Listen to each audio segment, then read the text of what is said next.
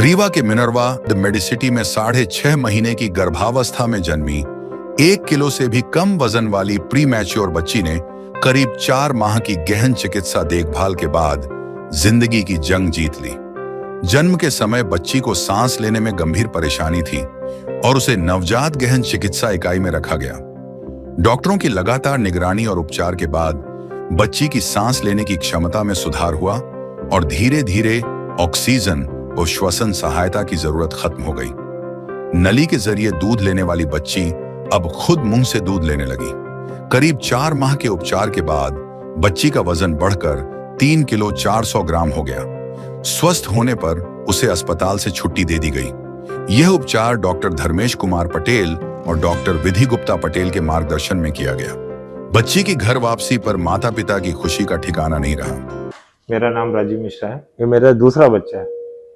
मेरी पहली बेटी जो लगभग 10 साल की है और उसके बाद ये हुई जो कि प्री मैच्योर है, 28 हफ्ते में हो गई थी।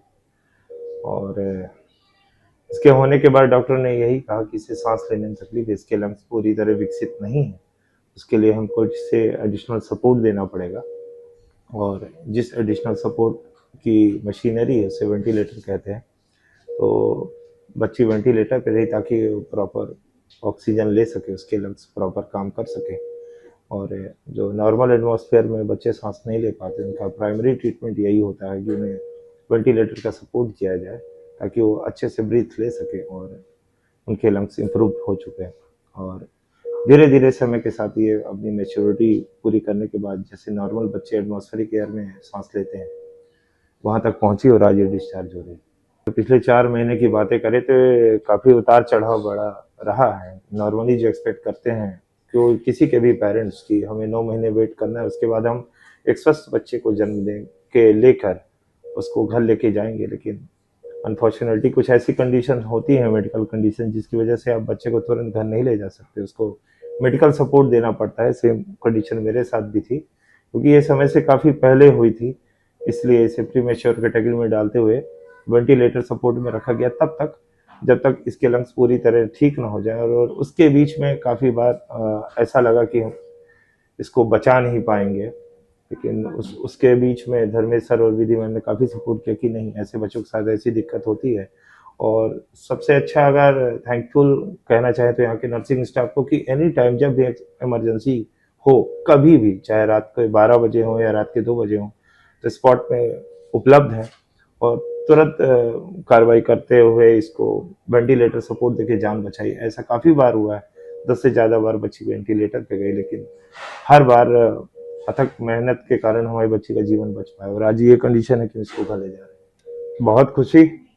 कुछ चीज़ें ऐसी होती हैं जिसको काउंट नहीं कर सकते, उसमें से एक पल ये भी है कि जब आप ऐसी खुशी आपको मिलती है कि मतलब हाँ ठीक है, आपके बच्चे हैं, जो भी लोग हैं, कोई भी हो, छोटा हो या बड़ा हो, उन्हें बच्चों के लिए करता है। और इससे बड़ी खुशी का पल तो किसी के लिए भी नहीं हो सकता कि वो अपने बच्चे को, स्वस्थ बच्चे को आराम के साथ और इत्मीनान के साथ अपने घर ले जाए। इससे अच्छी खुशी की बात तो कुछ हो ही नहीं सकती। मतलब happiness moment of the life इसको कैसे। अगर साथ देने की बात करें तो जो है तो वही है, अगर जान बचाने की बात है तो जो है तो वही है। अभी तक ये यहाँ पे आई है, मतलब हर तरह का मॉरल सपोर्ट है।